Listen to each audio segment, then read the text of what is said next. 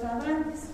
¿Para qué nos sirve tener esta referencia anatómica? Para saber dónde se encuentra localizado cada órgano. ¿Listo? Y tener una referencia dependiendo qué tipo de dolor nos va a referir el paciente, y nosotros vamos a investigar con la anamnesis para saber si es un dolor parietal, si será un dolor visceral, si será un dolor referido. Entonces, por lo tanto, tenemos que saber y recordar que el abdomen está dividido en 9 cuadrantes. También ustedes deben saber que el abdomen igual está dividido en 4 cuadrantes solamente, ¿no ven? ¿Ya?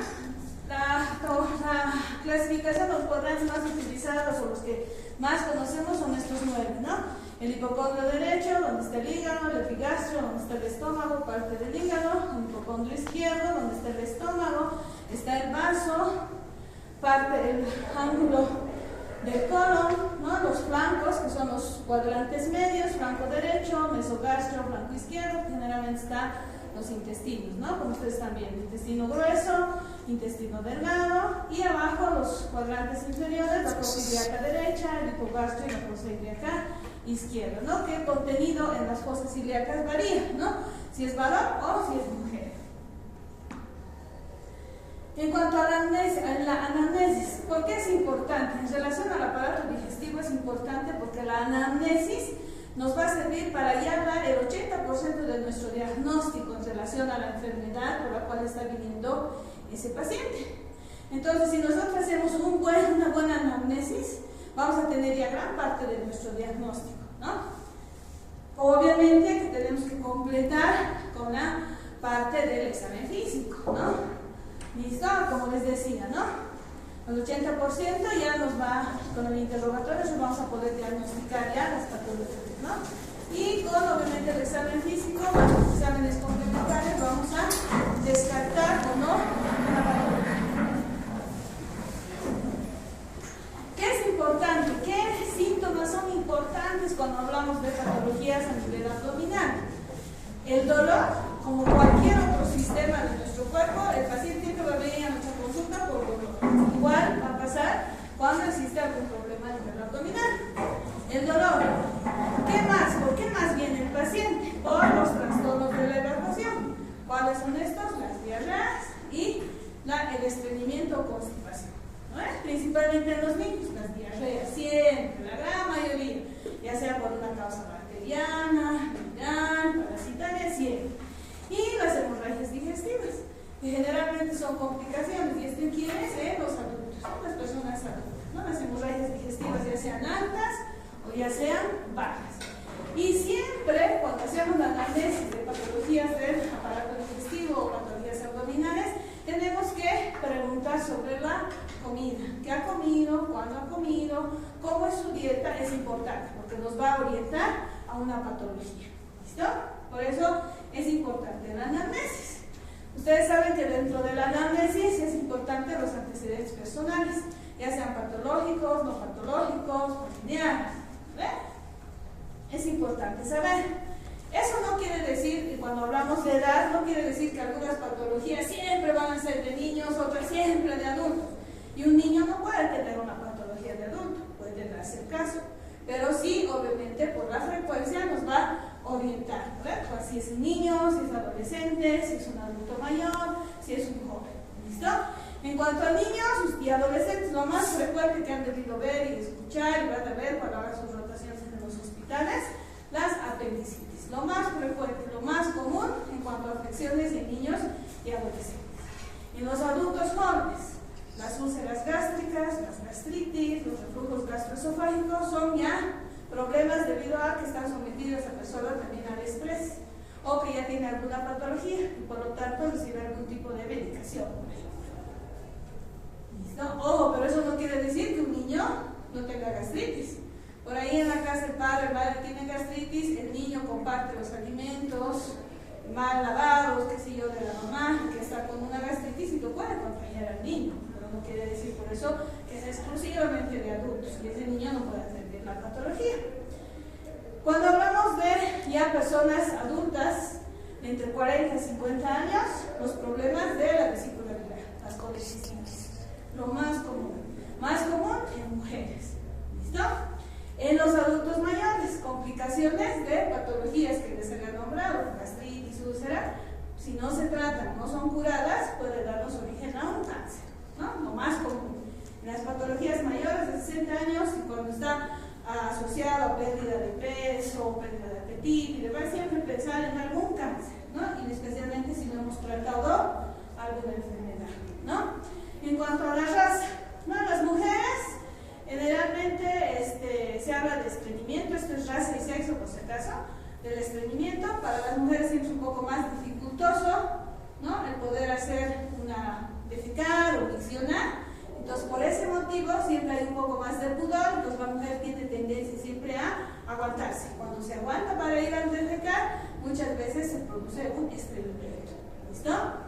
En el altiplano, cuando hablamos de la raza ya, en el altiplano tenemos el tórico veracolo chagásico, tanto en el valle alto, como llaman los cochabambinos, ¿no ven? En el valle por el Chagas, ¿no? Pues complicación de la enfermedad de Chagas, ¿no? La cardiomegalia chagásica, ¿no?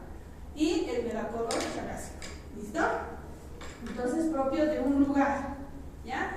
En relación al sexo, podemos decir que en el sexo masculino hay tendencia a neoplasias en los labios, cáncer de estómago, las gastritis, la enfermedad de Crohn, las úlceras pépticas, ¿ya? Es más común.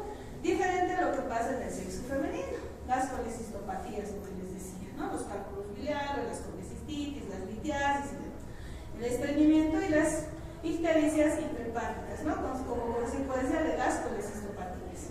¿Listo?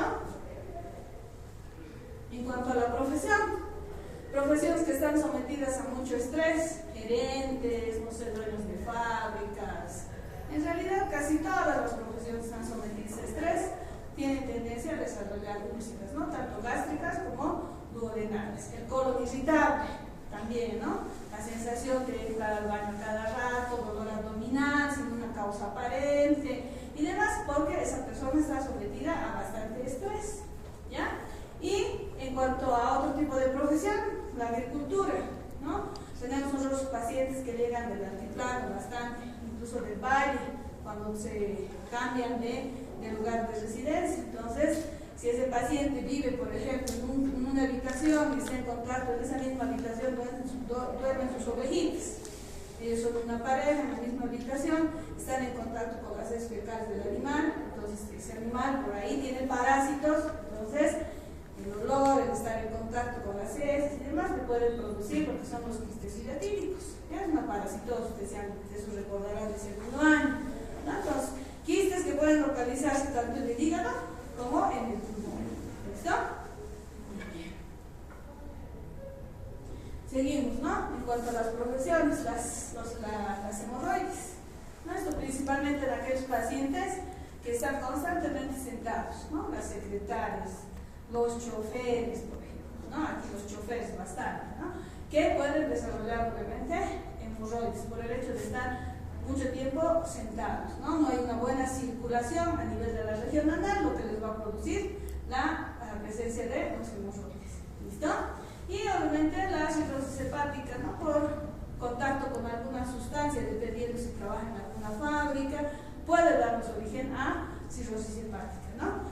En su libro creo que cita a aquellas personas que trabajan en los viñedos, ¿no? Que constantemente están probando el vino, ¿no? A la larga, obviamente, bebida alcohólica va a producir un daño a nivel del hígado.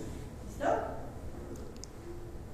Los hábitos, es importante también, ¿no? ¿Y qué tipo de hábitos tiene el paciente, ¿no? Si fuma, qué fuma, cuánto fuma, si fuma alguna droga, ¿no? Si consume bebidas alcohólicas, cuál es la vía de ingreso de esa droga. Un paciente que se droga a través de vía endovenosa, fácil de hacer una hepatitis, por ejemplo, ¿no? Entonces debemos de saber los hábitos del paciente, por eso es importante la anamnesis.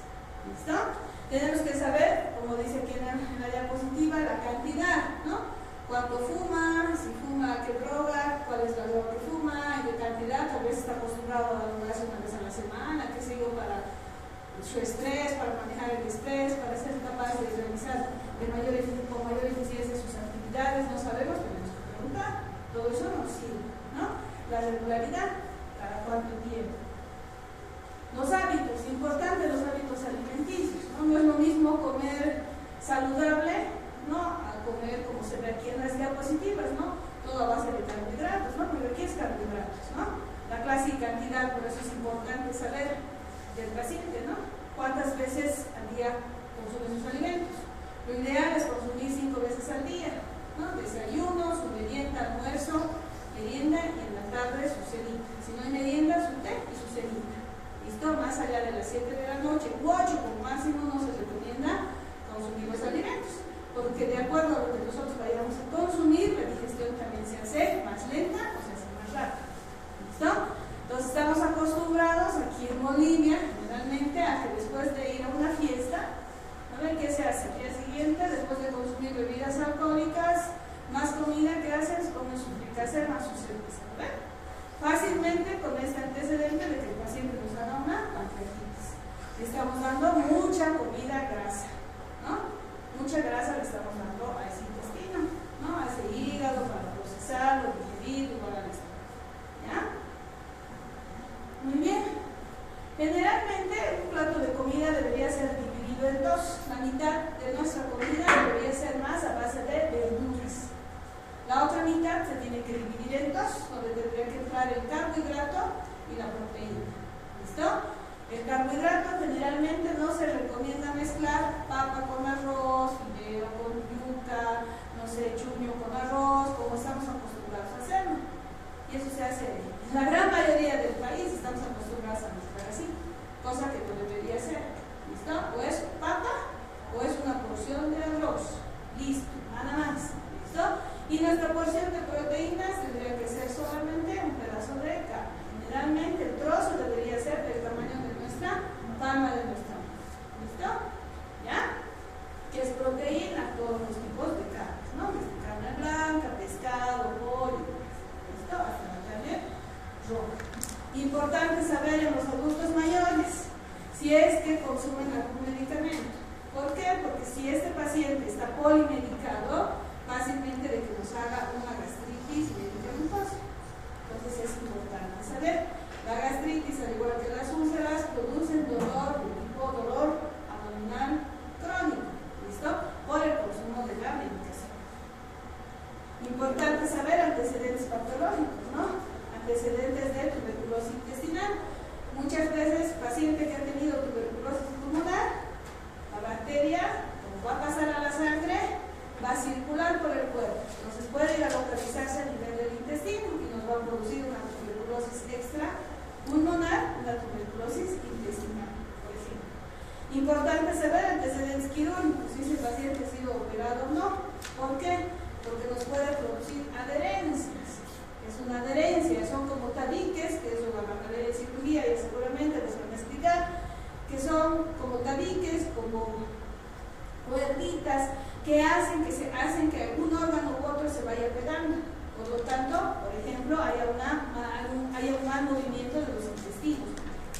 Esto es importante saber si le han operado, qué tipo de cirugía ha sido, si ha sido abierta, es la que mejor tendría que tener resultados. Estoy abriendo el abdomen, estoy viendo todo, que es muy diferente a una operación laparoscópica, ¿no? Solamente estoy viendo a través de una cámara, a través de los instrumentos, lo estoy moviendo, estoy haciendo incisiones. ¿Listo? Entonces es importante saber si ese paciente ha sido operado o no. Los antecedentes familiares, se dice que las colecistitis son hereditarias. ¿Y eso qué no va a heredar más? La mujer. ¿Listo? Hay un factor hereditario. Ahora, seguimos con la anamnesis. ¿Qué debemos de preguntar siempre? Nos tenemos que hacer estas 4 preguntas. Tenemos que hacer estas 4 preguntas a nuestro paciente. ¿Qué, dónde, cuándo y por qué? ¿Por qué está viniendo? ¿Qué le duele? ¿No? ¿Qué tiene? ¿Tendrá dolor? ¿Tendrá náuseas? ¿Tendrá fibrosis? ¿Tendrá hemorragia? ¿Dónde? Por eso es necesario hacer el recordatorio de la anatomía topográfica. ¿Dónde le está doliendo? ¿Listo? ¿Cuándo le duele? Si le ha dolido, si le duele tal vez cada que come algún tipo de alimento. Cada que tomo leche me duele mi hipocondrio derecho, por ejemplo, ¿no? O me duele, a ver, otro ejemplo. Antes de que me venga a venir mi menstruación, por ejemplo, en las mujeres. ¿Ven? Entonces ya tengo ahí referencia. ¿Cuándo le está doliendo? A esa persona le duele cada mes, por ejemplo, antes de su menstruación. O a esa persona le duele cada 3 meses cuando no se, o cuando ha consumido algún tipo de alimento. Entonces eso es importante saber, ¿no? ¿Por qué le está doliendo? Porque tal vez ha comido en demasiada cantidad. También es importante saber, ¿ya? Porque ha comido tal vez algún alimento que es muy grasoso. ¿Listo? Es importante preguntar eso durante la análisis. ¿Listo? En cuanto a los signos y síntomas, las náuseas son síntomas. ¿No? Nosotros no vamos a ver las náuseas del paciente. Estamos haciendo caso a lo que el paciente nos está diciendo. ¿Listo? ¿Qué es la náusea? No es nada más que es el deseo inminente de querer vomitar, que puede o no precedir al vómito. No puede tener náuseas. Las náuseas no siempre van a ser por un malestar abdominal, ¿no? Pueden ser por otras causas, ¿no? Vértigo, tal vez alguna patología del oído, patología nerviosa. No siempre van a estar por eso acompañadas de vómito. ¿Listo? Ahora, cuando existe vómito, ¿qué precede al vómito? Las arcadas, que no van a hacer nada más que contracciones rítmicas de qué músculos, de los respiratorios y de los abdominales, ¿no? Que van a preceder obviamente al vómito. Todos alguna vez hemos vomitado, ¿no? Entonces sabemos a lo que nos estamos refiriendo. ¿Qué también puede darse? Puede haber una regurgitación, ¿no? Esto generalmente en las personas que tienen reflujos gastroesofágicos, en los niños, ¿no? Después de haber lactado, se les coloca a la cama, muchas veces hay un reflujo, ¿no? Si se acompaña este reflujo juntamente a la masticación y nuevamente se deglute ese reflujo, ya hablamos de rumiación. ¿Listo? Muy diferente regurgitación que rumiación. En la regurgitación sale, en la rumiación vuelve a ingresar, ¿no? Porque la persona mastica y vuelve a deglutir, ¿ya? El vómito, que también se llama emesis, no es nada más que una expulsión violenta de qué contenido, del contenido obviamente gástrico, del contenido del estómago. ¿Qué tipos de vómitos van a haber? Van a haber tipos, el tipo de vómito alimenticio. Muchas veces pasa que la persona ingiere por demasía sus alimentos y va a vomitar. No pasa mucho tiempo, 10, 15 minutos o 20 minutos y vomita el alimento. Ese es un tipo de vómito alimenticio. ¿Listo? Generalmente las intoxicaciones alimenticias podemos tener ese tipo de vómitos. Luego tenemos la hematemesis, ¿no? Que es el vómito con sangre. Generalmente el vómito con sangre va a venir de los órganos que están cerca al ligamento del tren, ¿no? Esófago, estómago, y el color de la sangre es importante. Mientras más agudo sea la lesión que está produciendo ese vómito, la sangre va a ser más roja. Mientras más tiempo haya pasado, va a ser más oscura. ¿Quién determina eso? El ácido clorhídrico del estómago. ¿Listo? Y el tiempo. ¿Ya? Tenemos los vómitos de tipo fecaloides. Fecaloides tienen un olor feo, ¿no? Olor a heces fecales, es pútrido. Esto se debe generalmente a las bacterias que van a contener ese vómito y puede deberse a obstrucciones tanto del intestino delgado como del intestino grueso. ¿Listo? Entonces están fijando en características que nos van a orientar hacia alguna patología.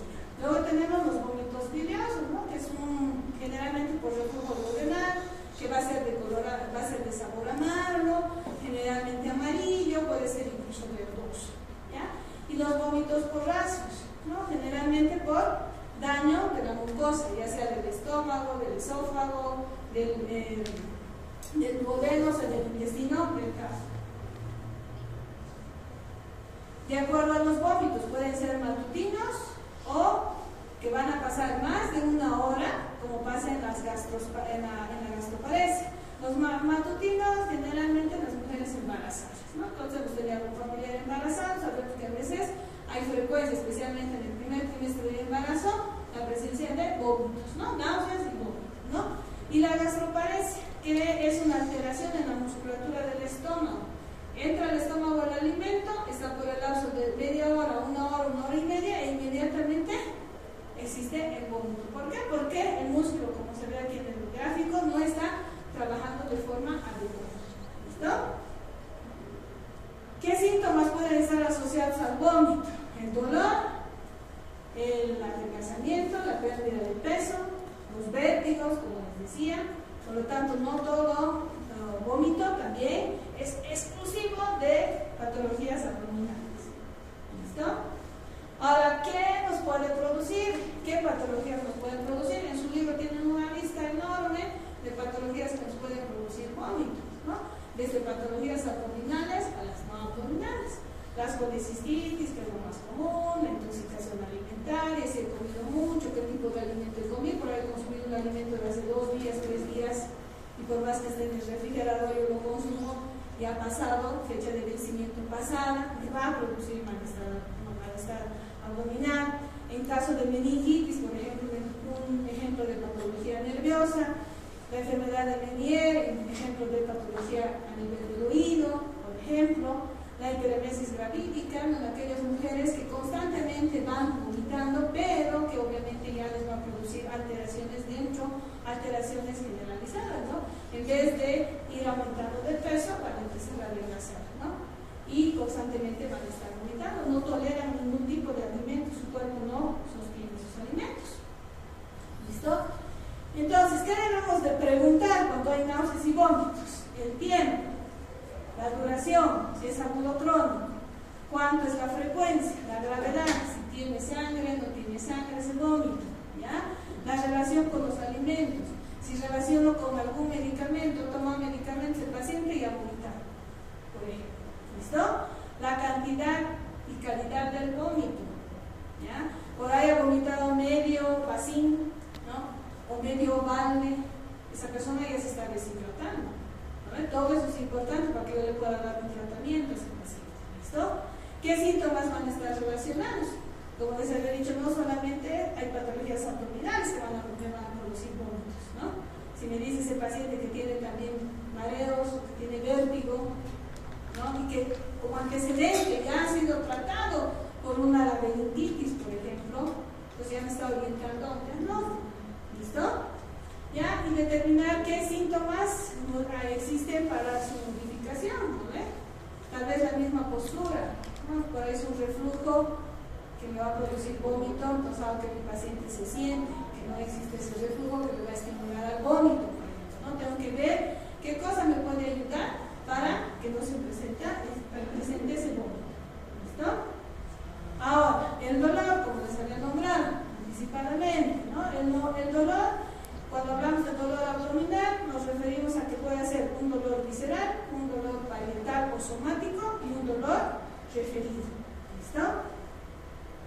Cuando hablamos de dolor visceral, este es el más fácil de poder diagnosticar. ¿Listo?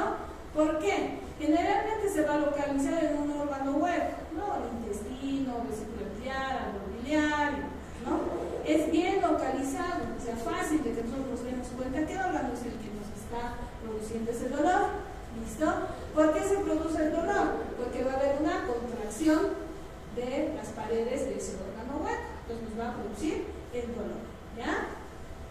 Va a variar, obviamente, puede ser intenso, puede bajar de intensidad dependiendo del daño, puede ser urgente, puede aparecerse también como cólico, aparece, desaparece, ¿ya? Y generalmente va a estar asociado a otros síntomas, la palidez, la sudoración de la piel, vómitos, inquietud, ¿no? Un ejemplo clásico de este tipo de dolor va a ser el de la colecistitis, ¿no? ¿Qué pasa con el dolor somático? Generalmente es porque el peritoneo parietal se va a encontrar inflamado, ¿ya? Puede producirse ya sea por una inflamación o por algún proceso químico, ¿ya? De ese que está produciéndose en el abdomen. Va a ser un dolor constante, no va a ser como el otro, como el visceral que va a aparecer, va a desaparecer. Aquí, sin embargo, va a ser constante, va a ser mucho más intenso, ¿ya? Y no se localiza, mejor dicho, de forma más, se localiza de forma precisa el dolor sobre el órgano que está afectado. ¿Listo? Importante, se va a exacerbar o va a aumentar el dolor con la respiración, con la tos, con el movimiento. Esto es clásico en una apendicitis, que se haya complicado también con una peritonitis. ¿Listo? Muchas veces cuando vayan a emergencias van a ver que a veces el paciente no llega con apendicitis, ya llega con una peritonitis. con una complicación de una apendicitis porque no le han dado mucha importancia a ese dolor. O cuando existe una colecistitis, nunca se trató, es una colecistitis crónica, nunca se trataba, esa paciente ha ingerido bastantes alimentos grasos, bebida alcohólica, la vesícula se ha perforado, ha reventado y puede producirse una peritonitis. Entonces el paciente se mueve a un lado, el dolor aumenta. Hay tos, aumentarse el dolor. ¿Listo? Y el dolor referido. Esto está en relación a la inervación que nosotros tenemos, ¿no? El dolor puede localizarse en una parte mucho más distante. Aquí, como les ponía el ejemplo de una pleuritis, el dolor está a nivel de las pleuras, pero el paciente nos va a referir dolor. O sea, la lesión está en las pleuras, pero el paciente nos va a referir dolor a nivel abdominal. Esto es un dolor que está lejos del lugar de origen del dolor. Entonces, ¿qué tenemos que preguntar? Siempre se le debe pedir al paciente que describa el dolor con sus propias palabras. ¿Ya? Siempre con sus propias palabras. ¿Nos podemos orientar al paciente? Sí. Si nosotros sabemos y estamos buscando algo, tenemos que orientar a ese paciente, pero también respetar lo que el paciente nos va a decir. ¿Listo? Tienes que preguntar dónde ha empezado, si se ha irradiado o no, si se ha irradiado el dolor, ¿no? Si se ha ido a otro lado, si sigue ahí, ¿no? ¿Cómo es el dolor? Pues ya sabe de diferentes tipos de dolor, un dolor urente, ¿qué hago? Un dolor punzante, un dolor espasmódico. Hay que preguntarle qué tipo de dolor está sintiendo ese paciente. ¿Listo? ¿Qué tan intenso es? Entonces le preguntamos, ¿no? Del 1 al 10, ¿cuánto le dolerá? Le dolerá 10, es como para que llore un 5, entonces preguntamos. ¿Listo? Esto es un recordatorio. Para evaluar el dolor siempre preguntamos bajo esta escala. ¿Listo? Y le tenemos que preguntar también qué le alivia o qué le empeora el dolor. ¿Desde cuándo tiene dolor? Si aparece, desaparece, es continuo, si ha habido alguna modificación en la intensidad, qué otros síntomas se han asociado, distensión abdominal, diarrea, estreñimiento, qué sé yo. Si el paciente es mujer, debemos preguntar siempre cuándo ha sido la última menstruación. También, ¿ya? Importante saber, porque produce dolor, ¿no? Hay un síndrome antes de la menstruación, durante la menstruación, pero hay dolor a nivel abdominal, pues tenemos que preguntar si hay alguna probabilidad de que esté embarazada o no esté embarazada también esa persona, ¿no? Puede haber el dolor agudo, abdominal agudo, que dura hasta los 7 días, y un dolor abdominal crónico. ¿Listo? El dolor abdominal agudo puede ser de origen intraperitoneal, que puede ser la causa inflamatoria, como las apendicitis, peritonitis, mecánicas, isquémicas, como las trombosis de las arterias, ¿no? A nivel intestinal, traumáticas, ¿no? Por algún trauma abdominal, una hemorragia interna, qué sé yo, o también puede ser el dolor abdominal de tipo extraperitoneal, ¿no? Torácicos, a causa de una neumonía, por ejemplo, geniturinarias, una infección urinaria, metabólicas, diabetes, ¿no? Y el dolor abdominal agudo, que se produce generalmente por las dispepsias, ¿no? Que es lo que les decía, a causa de las úlceras y de las gastritis. ¿Listo? Algunas características del dolor, de acuerdo a qué lugar se encuentra lesionado. El dolor de tipo biliar, por ejemplo, se localiza en el hipocondrio derecho, ¿ya? Se irradia hacia dónde, hacia la escápula, puede irradiarse, puede manifestarse como dolor agudo o como dolor crónico, y generalmente se localiza o se va a presentar después de una comida rica en grasas. ¿Qué puede haber como concomitante? Fiebre, puede haber ictericia, puede haber náuseas, pueden haber vómitos. El dolor en el páncreas generalmente va a ser de tipo punzante, donde se va a localizar en la parte alta del abdomen, puede irradiarse hacia la espalda. ¿Con qué se agrava? ¿Con qué empeora? Al comer comidas grasas. ¿Qué concomitancias puede haber? Puede haber fiebre, puede haber taquicardia, vómitos, sensibilidad aumentada en la zona. Ahora, alguna localización de acuerdo al dolor de alguna enfermedad abdominal. Por ejemplo, el esófago, ¿dónde se va a localizar el dolor? Detrás del esternón. Un ejemplo de patología, la esofagitis. ¿Listo? Por ejemplo, de las vías biliares, ¿dónde se localiza el dolor? En la escápula derecha. Puede irradiarse ahí. ¿Listo? Un ejemplo, el cólico biliar. ¿No? En el colon, el órgano afectado es el colon. ¿Dónde duele? Puede doler en el epigastro. ¿A causa de qué? Un ejemplo, la colitis ulcerosa.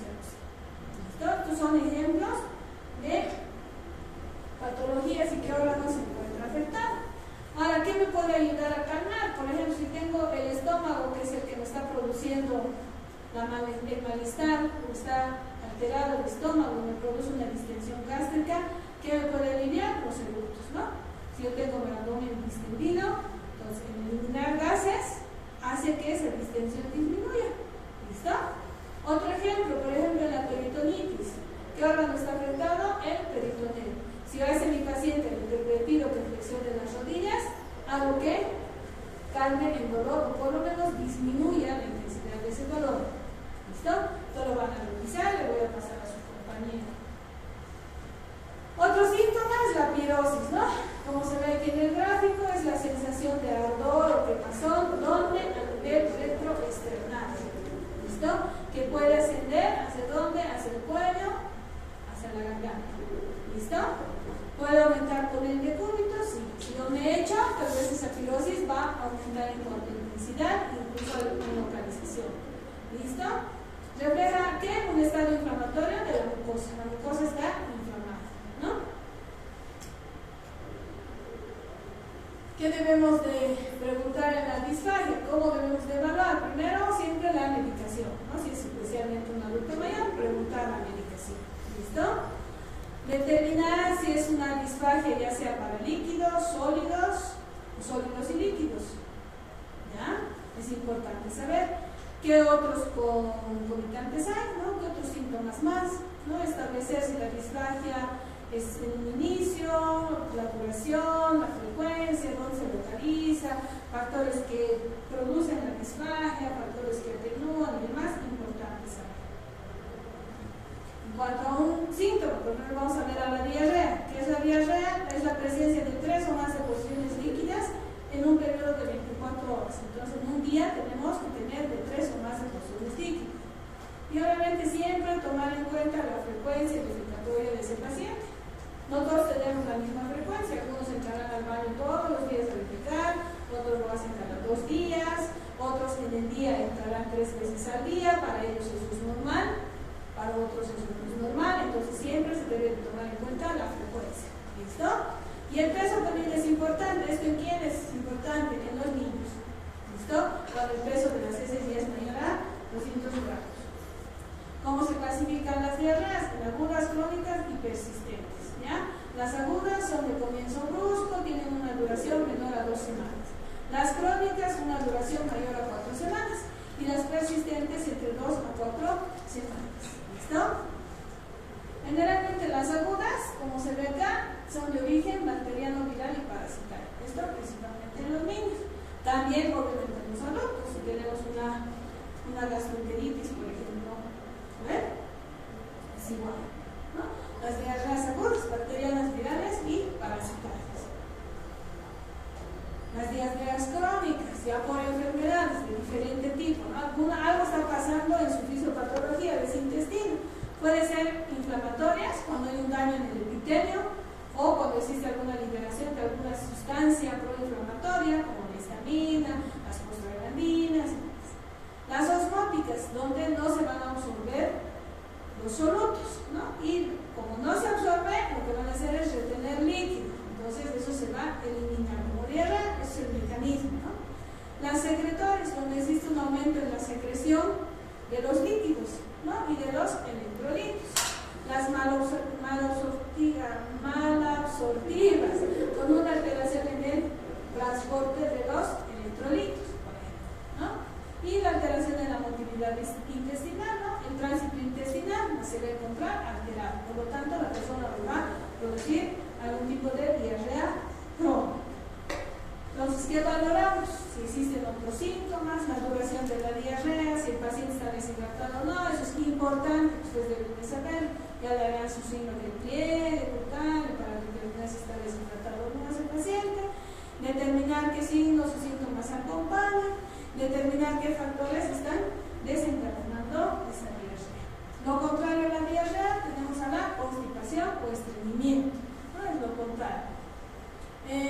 Se debe definir a partir de la impresión subjetiva del paciente, ¿no? De tener alteraciones en la función intestinal al intentar evacuar el intestino.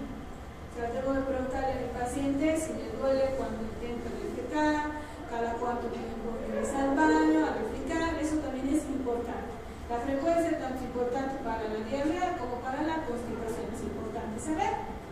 El síntoma constipación puede producir alteraciones en la consistencia de la materia fecal, la motilidad, el calibre del colon y en la evacuación rectal. Hay algunos criterios, ustedes los tienen en su libro, lo van a leer de ahí, ¿no? Dice, se define como constipación funcional a la presencia de dos o más de las siguientes manifestaciones. Pues, por lo tanto, manifestaciones deben de saber cuál es el tiempo durante más de 3 meses. ¿En qué tiempo? En los últimos 6 meses, ¿no? Por ejemplo, se ha realizado alguna evacuación esforzada o dificultosa en el 25% de sus defecaciones, si existe una sensación de evacuación incompleta, por lo menos en un 25% de las defecaciones o deposiciones. Pues de acuerdo a esto, vamos preguntando y vamos a determinar si existe o no algún tipo de, si existe o no constipación, ¿no? Ahora, de acuerdo a esta escalita, que también lo tienen ustedes en su libro, ¿no? Vamos a poder determinar, de acuerdo a la escala de heces de Cristo, si existe un estreñimiento importante o no. Por eso también es importante preguntarle a nuestro paciente cómo son sus heces fecales. ¿Listo? Parece algo raro, ¿no? Algunos pacientes no les gusta que se les pregunte, pero hay que hacerlo. ¿Listo? Por ejemplo, en el de tipo 1, los trozos, como ven en el gráfico, van a ser duros, separados y que pasan con dificultad, ¿no? Generalmente son como de las heces fecales de las ovejitas, ¿no? Las ovejitas hacen así. Ustedes han de venir al campo, todos hemos ido al campo alguna vez y sabemos cómo hacen las ovejitas, que ese es su tipo de cachucha, ¿no? Entonces se ve que esa persona está acusando con un estreñimiento importante. Cuando es de tipo 2, se ve que las heces fecales van a ser como salchichas, ¿no? Donde hay fragmentos. Entonces existe un ligero estreñimiento. ¿Cómo deberíamos de defecar todos? Como en forma de morcilla, con grietas en la superficie. Entonces a ver si se fijan hoy día, los que entran al baño, cómo son los fecales, ¿no? Es bueno saber. ¿Listo? Para determinar si es normal o no. ¿Listo? Y, por ejemplo, si nos falta fibra, si somos personas que solamente consumimos puro carbohidrato, para cual no somos sedentarios, no hacemos ejercicio, no caminamos, no hacemos nada, podemos darnos cuenta cuando nuestros fecales van a ser como masa pastosa con bordes bien definidos, ¿no? Pero en trozos, como se ve en el gráfico. ¿Listo? Es importante, ustedes como médicos generales cuando trabajen es importante que hagan esa disquisición, incluso para les va a hacer una disquisición diagnóstica. ¿Listo? Entonces la constipación puede ser aguda, puede ser crónica. La aguda generalmente va a ser benigna y va a estar autolimitada, ¿no? Y se debe a cambios en cuanto a la dieta y algún medicamento que el paciente no está consumiendo. Puede ser crónica, esta si es de origen primario, cuando va a ser primario funcional, cuando su origen va a estar en el colon. Y puede ser secundaria cuando se presentan algunas enfermedades. ¿Listo? Por ejemplo, el hipotiroidismo, la obesidad, nos va a producir estreñimiento, ¿no? El tipo crónico. Entonces, ¿qué preguntamos? Determinar primero si es estreñimiento o no, si es aguda o es crónica. Valorar otras condiciones médicas, ¿no? Por ahí es un estreñimiento de tipo secundario, entonces tenemos que saber qué patología o qué enfermedad tiene o qué medicamento consume ese paciente, ¿no? Obtener la lista de medicamentos y la historia de consumo de alimentos, por ejemplo, ¿no? ¿Qué es la melena? No es nada más que la expulsión de heces fecales negruzcas, alquitanadas, que pueden ser líquidas o pastosas, ya sin forma y pueden ser pegajosas. Corresponde generalmente a una hemorragia de tipo alta, una hemorragia digestiva alta, ya por encima del ángulo de 3. ¿Por qué? Porque esta sangre ya ha pasado todo el intestino, no se ha digerido, entonces se ha vuelto oscura. Muy diferente a una hemorragia de una hemorroides, por ejemplo, ¿no? Donde, como es un proceso agudo, la sangre y con la heces fecal va a ser de color rojo vivo, ya va a ser clarito, está por debajo, obviamente, del ángulo de 3, está casi al final de nuestro tubo digestivo, entonces la sangre no ha logrado digerirse, por eso va a ser de color rojo claro, diferente a esta que sí se ha digerido, por eso es oscura. La melena son heces fecales con sangre de color negruzca, generalmente de digestiva alta, ¿no? De estómago, esófago. duodeno. Las heterorragias son sangre de color rojo vivo, abundante, y ¿de dónde provienen? Del recto. ¿Qué es la hematoquesia? Es sangre fresca que se va a producir durante la defecación. ¿Listo, jóvenes? Eso sería todo. Ustedes saben, la bibliografía es Sargente Álvarez. Hay algunas cosas, por ejemplo, eso de las preguntas que se deben